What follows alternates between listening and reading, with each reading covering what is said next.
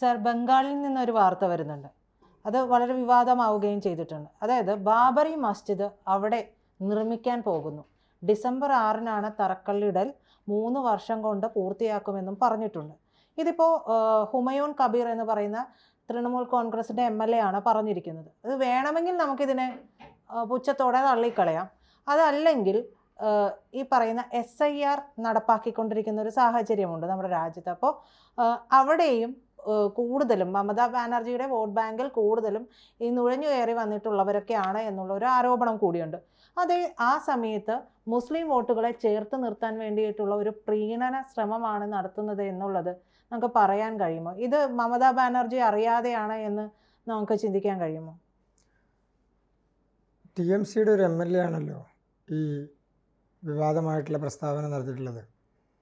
അദ്ദേഹത്തിൻ്റെ ലക്ഷ്യം സ്വാഭാവികമായും TMC മുന്നോട്ട് വെക്കുന്ന ഒരു രാഷ്ട്രീയവുമായി ബന്ധപ്പെട്ടുകൊണ്ടായിരിക്കും. മമതാ ബാനർജിയെ പോലുള്ളൊരു നേതാവ് അറിയാതെ, പ്രത്യേകിച്ച് ഒരു ഒമ്നിപ്പൊട്ടൻ്റ് ലീഡറാണ് മമതാ ബാനർജി. TMCയിൽ അവർ ഒറ്റയാൾ നേതൃത്വമാണ്. അവർ പറയുന്നു, മറ്റുള്ളവർ കേൾക്കുന്നു. അതിനപ്പുറത്തേക്കൊരു ജനാധിപത്യ സംവിധാനം പൂർണ്ണമായി നിലനിൽക്കുന്ന ഒരു പൊളിറ്റിക്കൽ പാർട്ടിയല്ല TMC. അപ്പോൾ മമതാ ബാനർജി അറിയാതെ അങ്ങനെ ഒരു MLAക്ക് ഒരു പ്രസ്താവന നടത്താൻ കഴിയുമോ എന്നുള്ളത് സാധ്യമല്ല എന്നുള്ളത് മാത്രമേ അതിനെക്കുറിച്ച് ചിന്തിക്കേണ്ടതായിട്ടുള്ളൂ. മമതാ ബാനർജിയുടെ അറിവോടും അവരുടെ ആശീർവാദത്തോടും അനുവാദത്തോടും കൂടി മാത്രമേ ഒരു MLA ആ തരത്തിലൊരു പ്രസ്താവന നടത്തി, പ്രത്യേകിച്ച് ഒരു പ്രസക്തിയും ഇപ്പോൾ ആ വിഷയവുമായി ബന്ധപ്പെട്ടുകൊണ്ടില്ല. നമ്മുടെ രാജ്യത്ത് ഇപ്പോൾ ബാബറി മസ്ജിദ് നിർമ്മിക്കുക എന്ന് പറഞ്ഞാൽ അങ്ങനെ ഒരു കൺസെപ്റ്റിന് തന്നെ സാധ്യതയില്ലല്ലോ. കാരണം അങ്ങനത്തെ ഒരു സിസ്റ്റത്തിലല്ല മോസ്കുകൾ പണിയുന്നതോ അതല്ലെങ്കിൽ ആ സംവിധാനം നിലനിൽക്കുന്നതോ അങ്ങനെ ഏതെങ്കിലും ഒരു വേറൊരാളുടെ പേര് പറഞ്ഞിട്ടല്ല. ബാബറി മസ്ജിദ് എന്ന് പറയുന്നത് അന്ന് ബാബറുടെ കാലഘട്ടത്തിൽ അത് നിർമ്മിക്കുന്നതിൻ്റെ ഭാഗമായി ചേർന്നിട്ടുള്ള പേരിൻ്റെ ഭാഗം മാത്രമായിട്ടാണ്. അല്ലാതെ മോസ്ക് എന്നുള്ള നിലക്കല്ല. അത് അപ്പോഴും തർക്കമന്ദിരം എന്നുള്ള നിലക്ക് തന്നെയാണ് നിലനിന്നിട്ടുള്ളത്. അപ്പോൾ അത് പുനർനിർമ്മിക്കുന്നു എന്ന് പറഞ്ഞാൽ അതിനർത്ഥം ആ വിഷയവുമായി ബന്ധപ്പെട്ടുകൊണ്ട് നിലവിലെ രാഷ്ട്രീയ സാഹചര്യത്തിൽ ഒരു വിവാദമുണ്ടാക്കുക, ഒരു തർക്കമുണ്ടാക്കുക, ആ തർക്കത്തെയും വിവാദത്തെയും തുറന്ന് തങ്ങൾക്ക് അതിൽ നിന്ന് കുറച്ച് മീൻ പിടിക്കാൻ കഴിയുമോ എന്നുള്ളത് ആലോചിക്കുക. അതാണ് അങ്ങ് സൂചിപ്പിച്ചതുപോലെ രാഷ്ട്രീയത്തിൽ ഒരു ബംഗാളിൻ്റെ രാഷ്ട്രീയത്തിൽ കഴിഞ്ഞ കുറേ കാലങ്ങളായി ബംഗ്ലാദേശിൽ നിന്നും റോഹിംഗ്യൻസ് ആയിട്ടുള്ള ആളുകളുമൊക്കെ നുഴഞ്ഞു കയറി അവിടെ വലിയ വോട്ടർ പട്ടികയിൽ വോട്ട് ചേർക്കുകയും അവിടെ ജീവിക്കുകയും അവിടെ വോട്ടർ ID ഉണ്ടാക്കുകയും അവിടെ ആധാർ ഉണ്ടാക്കുകയും ഒക്കെ ചെയ്തിട്ടുണ്ട് എന്നുള്ളത് വ്യാപകമായി പരാതി ഉയർന്നിട്ടുള്ളതും അതിൻ്റെ അടിസ്ഥാനത്തിൽ നിരവധി അന്വേഷണങ്ങളൊക്കെ നടന്നിട്ടുള്ളതാണ്. അതിന് നമ്മൾ രണ്ടാം ഘട്ടം എന്നുള്ള നിലക്ക് ഇപ്പോൾ SIRമായി നോക്കിക്കഴിഞ്ഞാൽ SIR നടപ്പാക്കാൻ തീരുമാനിച്ചപ്പോൾ അതാദ്യം ബീഹാറിലാണല്ലോ അടിയന്തരമായി നടപ്പാക്കാനുള്ള പ്രോസസ്സ് നടന്നത്. എത്രയോ വോട്ടർമാർ കള്ള വോട്ടുകളായിട്ടാണ് ചേർത്തിട്ടുള്ളത് എന്നുള്ളത് തെളിഞ്ഞിരിക്കുന്നു. എത്രയോ ആളുകൾ വെട്ടിമാറ്റപ്പെടുന്ന സാഹചര്യം ഉണ്ടായിരിക്കുന്നു. അപ്പോൾ വെട്ടിമാറ്റപ്പെടുന്നത് വോട്ടവകാശമുള്ള ആളുടെ വോട്ട് നഷ്ടപ്പെട്ടു എന്നുള്ള നിലക്കല്ല. SIRൽ നിന്ന് പുറത്തു പോയിട്ടുള്ള ആരെങ്കിലും തനിക്ക് ഇന്ത്യൻ പൗരത്വമുണ്ട് എന്നോ തനിക്ക് വോട്ടർ പട്ടികയിൽ അവിടെ തൻ്റെ വോട്ടവകാശം നിലനിർത്തിക്കൊണ്ട് സ്ഥാപിച്ചു കിട്ടണമെന്നോ തൻ്റെ വോട്ടവകാശം നിഷേധിക്കുന്നത് ഒരു കാര്യത്തിലും അംഗീകരിക്കാൻ കഴിയില്ല എന്ന് പറഞ്ഞ് ഒരു കേസ് പോയതായിട്ടോ ഇലക്ഷൻ കമ്മീഷനിൽ പരാതി പോയതായിട്ടോ നമുക്കറിവില്ല. അപ്പോൾ SIR നടപ്പാക്കുമ്പോൾ വോട്ട് നഷ്ടപ്പെടുന്നു എന്ന് പറയുന്ന ആളുകളെ സംബന്ധിച്ച് അവർക്ക് പൗരത്വമുണ്ടെങ്കിൽ അവർക്ക് വോട്ട് ചെയ്യാൻ അവകാശം കിട്ടേണ്ടതാണെങ്കിൽ അവർക്ക് ലഭിക്കേണ്ടത് തന്നെയാണ്. അപ്പം നീക്കം ചെയ്യപ്പെടുന്ന ആളുകൾ എന്ന് പറയുന്നത് അനധികൃതമായി പട്ടികയിൽ കൂടിക്കടന്നിട്ടുള്ള ആളുകളാണ്, കള്ളത്തരത്തിലൂടെ വോട്ടർ പട്ടികയിൽ ചേർക്കപ്പെട്ടിട്ടുള്ള ആളുകളാണ്. അതല്ലെങ്കിൽ രേഖകളുണ്ടാക്കി ഇലക്ഷൻ കമ്മീഷൻ നിഷ്കർഷിക്കുന്ന രേഖകളുണ്ടാക്കി അതിനനുസരിച്ച് വോട്ടർ പട്ടികയിൽ ചേർത്ത് വോട്ട് ചെയ്യാൻ വരുമ്പോൾ ആ രേഖകൾ കാണിച്ച് വോട്ട് ചെയ്ത് ജനാധിപത്യത്തിൽ നല്ല കള്ളത്തരം കാണിക്കുക എന്നുള്ളൊരു പ്രോസസ്സിൻ്റെ ഭാഗമായിട്ടാണ് ചെയ്തിട്ടുള്ളത്. അത് ഇപ്പോൾ പ്രധാനമായിട്ടുള്ളത് ഈ തരത്തിലൊരു പ്രസ്താവന നടത്തുമ്പോൾ എല്ലാവരും അലർട്ടാവുകയാണ്. ഇപ്പോൾ രാജ്യം മുഴുവൻ അത് ചർച്ച ചെയ്യപ്പെടുന്നു. അതല്ലെങ്കിൽ നിരവധി ആളുകളുടെ അടുത്ത് അത് ചർച്ചയുടെ ഭാഗമായി വരുന്നു. അപ്പോൾ സ്വാഭാവികമായി ഒരു സമൂഹം അത് വേണമോ വേണ്ടയോ എന്ന് ചർച്ച ചെയ്യുന്ന ഒരു സാഹചര്യത്തിലേക്ക് വരികയാണ്. അപ്പോൾ അത് വേണമെന്നാണെങ്കിലും വേണ്ട എന്നാണെങ്കിലും രണ്ട് പക്ഷം ഉണ്ടാകുമല്ലോ. അപ്പോൾ സ്വാഭാവികമായും അതൊരു ചർച്ചയാകുന്നതോടുകൂടി അതിൽ തെറ്റില്ല എന്ന് പറയുന്നൊരു വിഭാഗം ഉണ്ടാകും, അത് വേണ്ട എന്ന് പറയുന്ന വിഭാഗവും സ്വാഭാവികമായി ഉയർന്നു വരും. അപ്പോൾ അതൊരു സ്പർദ്ധയുടെ അല്ലെങ്കിൽ ഒരു വലിയ തർക്കത്തിൻ്റെ ഒരു വലിയ ഡിഫറൻസ് ഓഫ് ഒപ്പീനിയൻ ഉണ്ടാക്കിക്കൊണ്ട് ആ ആളുകൾ തമ്മിലൊരു തർക്കമുണ്ടാക്കി രണ്ട് വിഭാഗങ്ങൾ തമ്മിൽ ഒന്നുകിൽ കലാപത്തിലേക്ക് അതല്ലെങ്കിൽ സ്പർദ്ധയിലേക്ക് പോകുന്ന ഒരു അന്തരീക്ഷം സൃഷ്ടിക്കുക എന്നുള്ളതാണ്. അതിന് SIR-മായി മാത്രമല്ല, ബംഗാളിൽ തിരഞ്ഞെടുപ്പ് വരാൻ വേണ്ടിയുള്ള സാഹചര്യങ്ങൾ ഒരുങ്ങിക്കൊണ്ടിരിക്കുന്നു. 26-ൽ തിരഞ്ഞെടുപ്പ് നടക്കണം. അപ്പോൾ സ്വാഭാവികമായും അതിനു മുൻപ് ഒരു അജണ്ട സെറ്റ് ചെയ്യണം. അപ്പോൾ എന്താണ് അജണ്ട സ്വാഭാവികമായും ഉണ്ടാവേണ്ടത്? അവിടെ ഒരു ന്യൂനപക്ഷ പ്രീണനം എന്ന് പറയുന്ന ഒരു സംവിധാനത്തിലേക്ക് മമതാ ബാനർജിയുടെ രാഷ്ട്രീയ സംവിധാനമോ ഗവൺമെൻറ്റോ മാറണം. അപ്പോൾ ഒന്നുകിൽ അതിനനുകൂലമായി ഇല്ലെങ്കിൽ അതിന് പ്രതികൂലമായി മറ്റുള്ളവർ മാറണം. അപ്പോൾ സ്വാഭാവികമായും ബംഗാളിലെ രാഷ്ട്രീയം ഈ ഒരു വിഷയത്തിൻ്റെ അടിസ്ഥാനത്തിൽ ചർച്ചയിലേക്ക് മാറി വരും എന്നുള്ളതാണ് പ്രതീക്ഷിക്കുന്നത്. അതുകൊണ്ടായിരിക്കണം മുന്നേർ ഈ തരത്തിലൊരു പ്രസ്താവനയുമായി രംഗത്ത് വരുന്നത്. അങ്ങനെയുള്ളൊരു സാഹചര്യത്തിലേക്ക് വരുന്ന ഒരു ഘട്ടത്തിൽ SIR എന്ന് പറയുന്നത് നിർണായകമാണ് ബംഗാളിനെ സംബന്ധിച്ച്.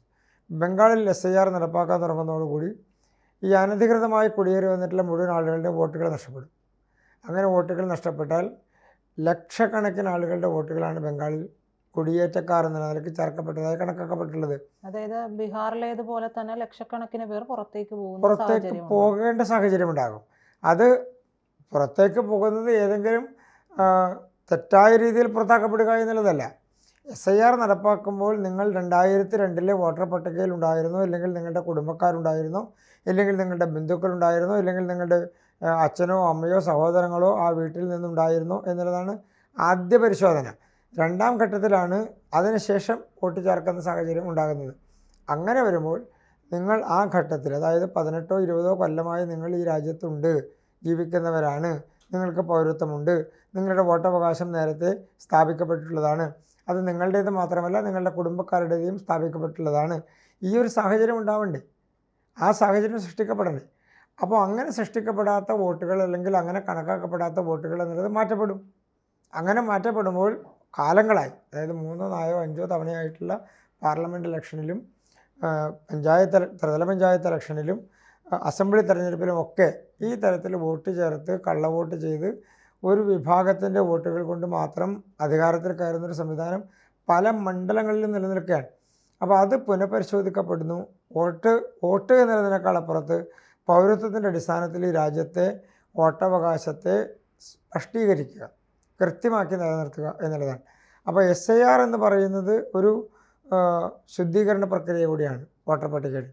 അത് വോട്ടർ പട്ടിക കൃത്യമാക്കി മാറ്റി കള്ള വോട്ടുകൾ മാറ്റപ്പെട്ട് അനധികൃതമായി ചേർത്ത വോട്ടുകൾ മാറ്റപ്പെട്ട് ഇരട്ട വോട്ടുകൾ മാറ്റപ്പെട്ട് എല്ലാം ഒരു ശുദ്ധീകരണ പ്രക്രിയയുടെ ഭാഗമായി മാറുകയാണ്. സ്വാഭാവികമായും അതിൽ ജനാധിപത്യത്തിൽ ഒരു തട്ടിപ്പ് കാണിച്ച് അധികാരത്തിൽ വരുന്ന ആളുകളെ സംബന്ധിച്ച് ഭയപ്പെടണം. കാരണം അവർക്ക് കിട്ടിക്കൊണ്ടിരുന്ന ബൾക്കായിട്ടുള്ള വോട്ടുകൾ, കള്ള വോട്ടുകളോ അല്ലെങ്കിൽ തെറ്റായ വോട്ടുകളോ ചേർക്കപ്പെട്ട് കിട്ടിക്കൊണ്ടിരുന്ന വോട്ടുകൾ, അത് തങ്ങൾക്ക് മാത്രം അറിയുന്ന, തങ്ങൾക്ക് മാത്രം അനുകൂലമായി വരുന്നൊരു വോട്ടിംഗ് പാറ്റേണാണ്. ആ പാറ്റേണിൽ മാറ്റം വരിക എന്ന് പറഞ്ഞാൽ അവരെ സംബന്ധിച്ച് സഹിക്കാൻ പറ്റുന്ന കാര്യമല്ല. അപ്പോൾ യഥാർത്ഥത്തിൽ വോട്ട് ചെയ്ത് ജയിക്കാനുള്ള സാധ്യതയുണ്ടോ എന്നുള്ളത് പിന്നീടാണ് പരിശോധിക്കപ്പെടുക. ഇപ്പോൾ SIR അതുപോലെ ഒരു കാര്യം ചോദിക്കട്ടെ, ഇപ്പോൾ നമ്മുടെ രാജ്യത്ത് പലതരത്തിലുള്ള പ്രക്ഷോഭങ്ങൾ ഉണ്ടാകാനുള്ള സാധ്യതകൾ കൂടുതലാണ്. കാരണം ജെൻസി പോലുള്ളതൊക്കെ നമ്മുടെ അയൽ രാജ്യങ്ങളിലൊക്കെ നടന്നുകൊണ്ടിരിക്കുന്ന ഒരു സാഹചര്യമാണ്. അപ്പോൾ ഇങ്ങനെ രാജ്യവിരുദ്ധമായിട്ടുള്ള ഇത്തരത്തിലുള്ള സ്റ്റേറ്റ്മെൻ്റൊക്കെ പറയുന്നവർക്ക് ഇത്തരത്തിലൊരു കലാപം ഉണ്ടായാലും ഈ പറയുന്ന പോലെ കുളം കലക്കി മീൻ പിടിക്കുന്ന ഒരു രീതിയിലേക്ക് കൊണ്ടുപോകാനും എളുപ്പമല്ലേ? അതിന് ആദ്യം ശ്രമിച്ചത് ബഹുമാനപ്പെട്ട പ്രതിപക്ഷ നേതാവിൻ്റെ നേതൃത്വത്തിലല്ലേ? രാജ്യം മുഴുവൻ തെറ്റായ പ്രചരണം നടത്തി. SIR നടപ്പാക്കുന്നതോടെ സാധാരണക്കാരുടെ വോട്ട്, അതായത് ഞാനും നിങ്ങളും ഉൾപ്പെടുന്ന ഇന്ത്യൻ പൗരന്മാരുടെ മുഴുവൻ വോട്ടുകൾ നിങ്ങൾക്ക് നഷ്ടപ്പെടാൻ പോകുന്നു. 2002 ശേഷം ഒരാൾക്കും വോട്ട് പിന്നീട് ചേർക്കപ്പെട്ടിട്ടുള്ള ആളുകൾക്ക് ലഭിക്കില്ല എന്ന് പറഞ്ഞാൽ യുവാക്കളെ മുഴുവൻ തന്നെ മുൾമുനയിൽ നിർത്തുകയാണ്. നിങ്ങളുടെ 18 19 20 വയസ്സുള്ള ആളുകളെ സംബന്ധിച്ച് അവരുടെ വോട്ടിന് നിങ്ങൾക്ക് ചെയ്യാൻ കഴിയില്ല എന്നൊരു തെറ്റായ പ്രചരണം നടത്തുകയാണ്. അങ്ങനെ ഒരു കലാപത്തിൻ്റെ ശ്രമം നടത്തി, വിജയിച്ചില്ല, ആരും ഏറ്റെടുത്തില്ല, സമരം നടന്നില്ല. സ്വയം നടന്നു പോകുന്ന പദയാത്ര നടന്നു, അതിൻ്റെ കൂടെ ആളുകൾ മുദ്രാവാക്യം വിളിച്ച് പോയി എന്നുള്ളത് ഒഴിച്ചാൽ അതൊരു ജനങ്ങൾ ഏറ്റെടുത്ത സമരമോ പ്രക്ഷോഭമായി മാറിയില്ല. കർഷക സമരങ്ങൾ ഇതിൻ്റെ അടിസ്ഥാനത്തിൽ വിഭാവനം ചെയ്ത് കൊണ്ടുവന്ന ഒരു സമയത്ത് അതും വിലപ്പോയില്ല. അപ്പം നമ്മുടെ രാജ്യത്ത് പല ഘട്ടങ്ങളിലായി ഇത്തരത്തിൽ പല സംസ്ഥാനങ്ങളിലും കലാപത്തിന് വേണ്ടിയിട്ടുള്ള ശ്രമങ്ങൾ നടത്താൻ നിരവധി വിഷയങ്ങൾ ഏറ്റെടുത്തുകൊണ്ട് ശ്രമിച്ചിട്ടുണ്ട്. പക്ഷെ അതൊന്നും ഫലവത്തായി മുന്നോട്ട് വന്നില്ല എന്നുള്ളതാണ്. ഇപ്പോൾ ജൻസി കലാപം നടന്നതിൻ്റെ അടിസ്ഥാനത്തിലാണ് ഈ തരത്തിൽ തെറ്റായ പല പ്രചരണങ്ങളും അതുപോലെ തന്നെ ഒരു സമൂഹത്തെ അങ്ങനെ തന്നെ സർക്കാരിനെതിരെ തിരിച്ചുവിട്ട് പ്രക്ഷോഭത്തിലേക്ക് ഇറക്കി. ബംഗാളിലേതാണ് കണ്ടത്, ശ്രീലങ്കയിലേതാണ് കണ്ടത്, പല ഘട്ടങ്ങളിലായി. ഇപ്പോൾ നേപ്പാളിലേതാണ് നമ്മൾ കണ്ടത്. പല ഘട്ടങ്ങളിലായിട്ടുള്ള പ്രക്ഷോഭങ്ങളിലേക്കും സമരങ്ങളിലേക്കും ആ രാജ്യങ്ങൾ പോയി. വലിയ കലാപങ്ങൾ പാകിസ്ഥാനത് ഒരർത്ഥത്തിൽ നേരിട്ടുകൊണ്ടിരിക്കുകയല്ലേ. താലിബാനുമായി ബന്ധപ്പെട്ടുകൊണ്ടാണെങ്കിലും ബലൂചിസ്ഥാനുമായി ബന്ധപ്പെട്ടുകൊണ്ടാണെങ്കിലൊക്കെ പാകിസ്ഥാൻ അതേ വിഷയങ്ങൾ നടക്കുകയാണ്. അപ്പോൾ പാകിസ്ഥാൻ ഒരു കാലഘട്ടത്തിൽ നടത്തിയ തെറ്റായ പ്രചരണത്തിൻ്റെ ഫലം ഇപ്പോൾ അനുഭവിക്കാൻ നമ്മുടെ രാജ്യത്ത് ആ തരത്തിൽ തെറ്റായ പ്രചരണം നടത്തി ജനാധിപത്യ പ്രക്രിയ അട്ടിമറിക്കാൻ കഴിയുമോ എന്നുള്ള ശ്രമം നടക്കുന്നുണ്ട്. ഇപ്പോൾ കേന്ദ്ര ഗവൺമെൻറ്റിനായാലും സംസ്ഥാന ഗവൺമെൻറ്റുകളെ ആണെങ്കിലും തിരഞ്ഞെടുക്കപ്പെട്ട ഗവൺമെൻറ്റുകളെ അട്ടിമറിക്കാനുള്ള ശ്രമം നടക്കുക എന്ന് പറയുന്നത് സമരങ്ങൾ നടക്കാം. നമ്മുടെ രാജ്യത്ത് എത്രയോ പ്രക്ഷോഭങ്ങൾ നടന്നിട്ടുണ്ട്.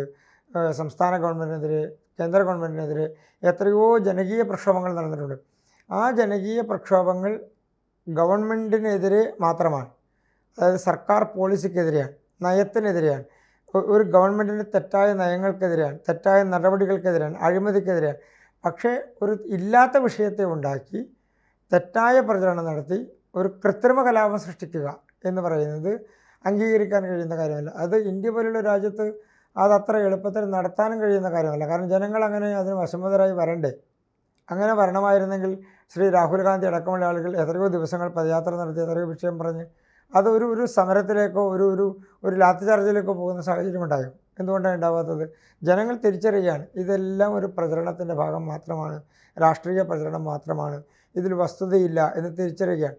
ഇപ്പോൾ SIR നടപ്പാക്കുമ്പോൾ വോട്ടവകാശം നിഷേധിക്കപ്പെടുന്നു എന്ന് പറയുന്ന ആളുകളെ സംബന്ധിച്ച് അവർ തിരിച്ചറിയുകയാണ് ഞങ്ങൾക്ക് വോട്ട് ചെയ്യാൻ കഴിയുന്നുണ്ടല്ലോ, ഞങ്ങൾക്ക് വോട്ടുണ്ടല്ലോ. ഇപ്പോൾ ബീഹാറിൽ SIR നടപ്പാക്കിയതിന് ശേഷം വോട്ട് കുറയുകയല്ല ചെയ്തത്, വോട്ടിംഗ് പെർസെൻറ്റേജ് കൂടുകയാണ് ചെയ്തത്.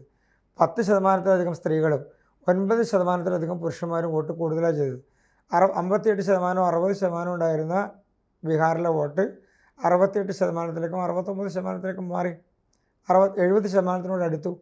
എന്ന് പറഞ്ഞാൽ സ്വാഭാവികമായും SIR നടപ്പാക്കിയതിൽ കൊണ്ട് ജനങ്ങൾ കൂടുതൽ ബോധവൽക്കരിക്കപ്പെട്ടു എന്നുള്ളതാണ്. വോട്ട് ചെയ്യുന്നതിൻ്റെ കാര്യത്തിൽ, വോട്ട് നടപ്പാക്കുന്നതിൻ്റെ കാര്യത്തിൽ, വോട്ട് നിലനിർത്തുന്നതിൻ്റെ കാര്യത്തിൽ, വോട്ട് ചെയ്യുന്നതിൻ്റെ കാര്യത്തിൽ കൂടുതൽ ബോധവാന്മാരായി ജനാധിപത്യ പ്രക്രിയയിലേക്ക് ജനങ്ങൾ ഇറങ്ങിച്ചെന്നു. അതാണല്ലോ സ്ത്രീകളടക്കം കൂട്ടമായി വന്ന് വോട്ട് ചെയ്യുന്ന സാഹചര്യം ഉണ്ടാകുന്നത്.